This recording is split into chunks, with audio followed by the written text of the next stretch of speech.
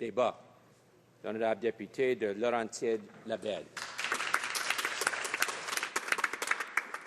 Merci, Monsieur le Président. Il me fait plaisir de prendre la parole aujourd'hui pour présenter la motion M441. Motion pour procéder à une révision du règlement sur les restrictions visant à l'utilisation des bâtiments. Parce que pour le moment, rien ne peut restreindre le droit de naviguer sur nos lacs. La motion M441 demande au gouvernement fédéral de réviser le règlement sur les restrictions visant l'utilisation des bâtiments afin d'offrir aux municipalités un outil plus rapide, plus prévisible et plus efficace pour gérer les plans d'eau situés sur leur territoire, soit pour des raisons de gestion des eaux, de sécurité publique ou de protection de l'environnement. Cette motion est très importante pour les communautés rurales à travers le Canada, surtout celles qui vivent au bord d'un lac.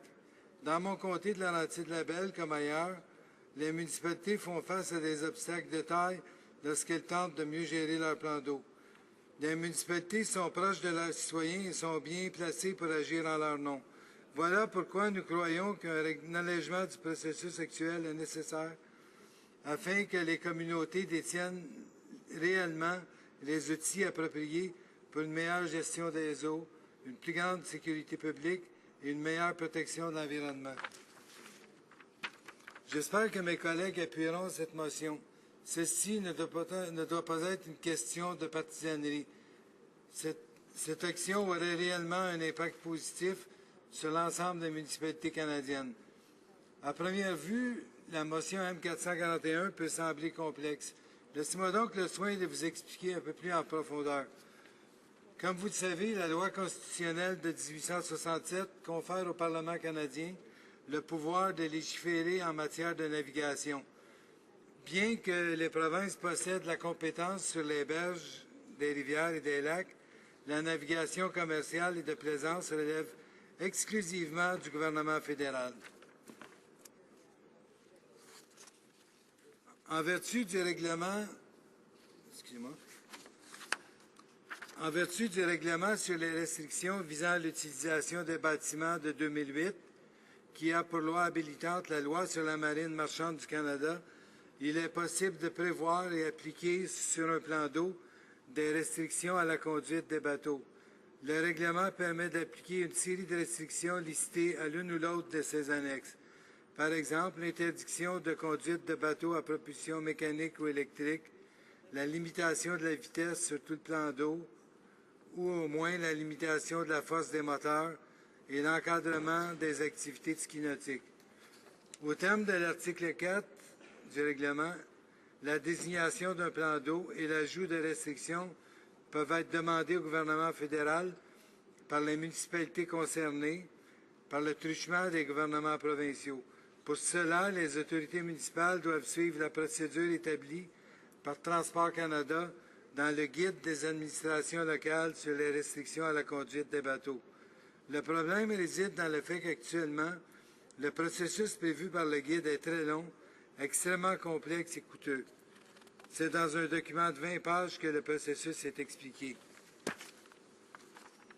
Il exige des administrations municipales de suivre un processus fastidieux, lequel prévoit, entre autres, une consultation publique en 3 étapes, un examen des solutions autres que réglementaires, la présentation d'une demande de restriction applicable au plan d'eau visé, un processus d'examen fastidieux qui satisfait aux exigences gouvernementales.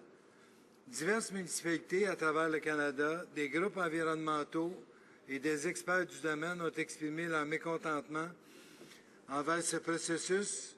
Selon eux, la lenteur du processus par Transport Canada et les exigences du guide rendent très difficile, voire impossible, les demandes de restrictions relatives à l'utilisation des bâtiments.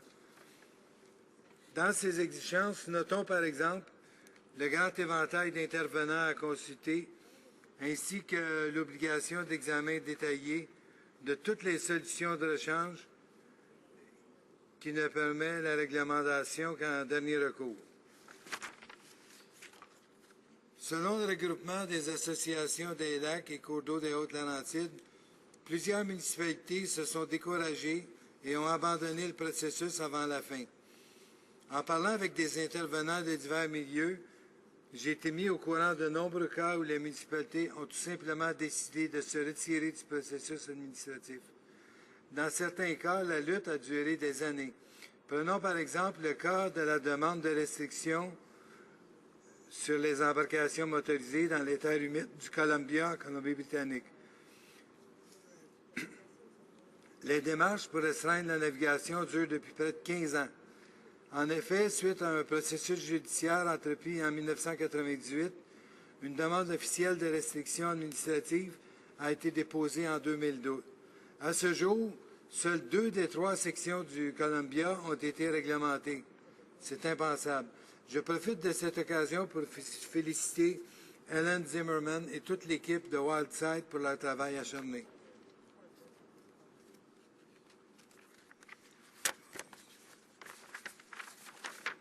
Dans mon comté de Laurentides-Labelle, la municipalité telle que Nominang travaille depuis 3 ans à la mise en œuvre d'une telle demande. La longueur et la complexité du processus aura peut-être venu à bout des propriétaires riverains. Ils se demandent comment les embarcations avec des moteurs de 350 forces peuvent circuler sur un lac de 0,85 km². Face à un tel vide, les municipalités se tournent vers les codes d'éthique volontaire afin de mieux contrôler la navigation sur leur lac. Bien que nous encouragions de tels codes d'éthique, ceux-ci reposent sur la bonne volonté des citoyens. Étant donné qu'aucune loi ne leur confère de validité, n'importe qui peut faire fi de ces codes en invoquant son droit de naviguer. Nous croyons qu'une révision du processus réglementaire et des ressources allouées à sa gestion pourrait, à court terme, aider les municipalités à avoir un meilleur contrôle sur l'utilisation des bateaux à moteur sur les plans d'eau. Un allègement procédural visant à faire appliquer la réglementation permettrait d'améliorer l'efficacité de la gestion des eaux, la protection de l'environnement, la sécurité publique et apaiser plusieurs conflits locaux autour de l'utilisation des lacs et cours d'eau. La motion M441 propose une telle révision. Pour qu'une révision soit réellement adéquate, elle doit nécessairement être faite en consultation avec les provinces, territoires, municipalités et les Premières Nations. En se servant d'une loi et d'une réglementation existante, on évite les conflits de juridiction. Il est important de noter que l'idée n'est pas d'empêcher la navigation de plaisance. Bien au contraire, moi-même, un amateur de pêche, je ne pourrais pas me passer de ces moments passés sur les lacs. Cependant, je crois très fermement qu'afin de garder ce droit à la navigation, il est primordial qu'il soit adéquatement encadré par les communautés locales. Après tout, ce sont eux qui vivent avec les inconvénients.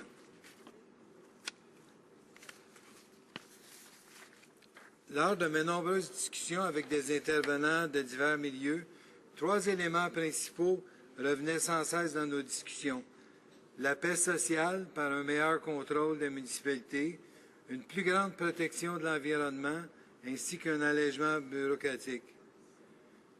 Laissez-moi le soin de vous expliquer rapidement ces 3 points. Tout d'abord, tel que l'affirmait le résumé de l'étude d'impact de la réglementation en 2008, l'augmentation d'activités nautiques aurait entraîné une augmentation des conflits entre les usagers sur les voies navigables. Les administrations locales ont donc réagi en exigeant que des restrictions à la navigation puissent être imposées. Cependant, depuis l'entrée en vigueur du règlement, les municipalités font face au même problème. La réglementation de 2008, dans sa forme actuelle, est inadéquate. J'ai moi-même été trop souvent témoin de situations où la mauvaise gestion des eaux a été à la source de conflits entre les citoyens de mon comté. Nous croyons que les municipalités doivent avoir un accès plus facile à une mesure qui n'existe qu'en théorie. Ils sont proches des citoyens, ils sont bien placés pour assurer la paix sociale à ce sujet. Deuxièmement, cette motion est également importante car il permettra aux municipalités de mieux protéger l'environnement. Je ne crois pas nécessaire de vous expliquer en quoi la présence d'embarcations motorisées peut être dommageable pour l'environnement si celles-ci ne sont pas appropriées aux caractéristiques du lac sur lequel ils naviguent.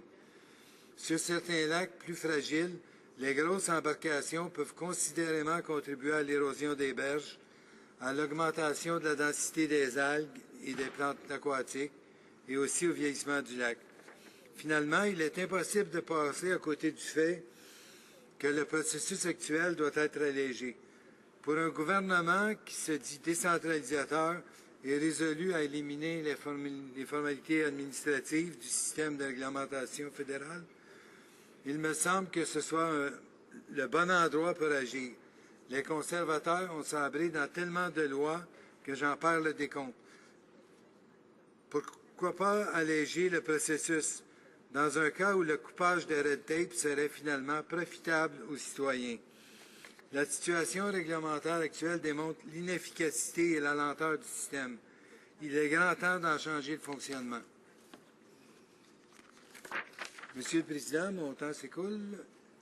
Bien que je pourrais continuer à vous parler pendant longtemps des bienfaits de cette motion, je souhaite reprendre certains témoignages recueillis durant ces derniers mois.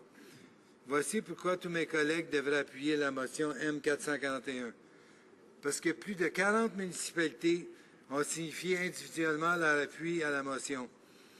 Plusieurs associations et comtés et comités de bassin versant ont témoigné leur intérêt à être intégrés ou représentés dans une éventuelle démarche de consultation. Parce que la Fédération québécoise des municipalités est allée encore plus loin que notre motion en adoptant une résolution pour que soit déléguée aux provinces et ou aux municipalités la juridiction d'établir des normes et des règles de navigation. Parce que le regroupement des organismes de bassin versant du Québec appuie la démarche proposée par la motion afin de permettre de mieux gérer les restrictions des embarcations sur les plans d'eau de leur territoire.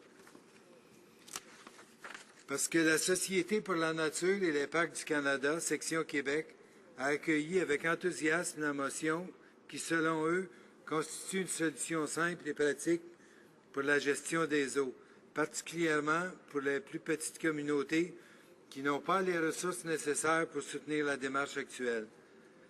Parce que Renaissance Lac-Brome, un comité local de bassin versant, estime qu'une telle initiative comme essentielle pour la protection et la bonne utilisation des plans d'eau. Finalement, Monsieur le Président, parce que la motion M441 est essentielle afin de permettre une gestion plus rapide, plus prévisible et efficace des plans d'eau pour des raisons de gestion des eaux, de sécurité publique, de protection de l'environnement et tout simplement de paix sociale. Voilà pourquoi je demande à mes collègues d'appuyer la motion M441. Merci, Monsieur le Président.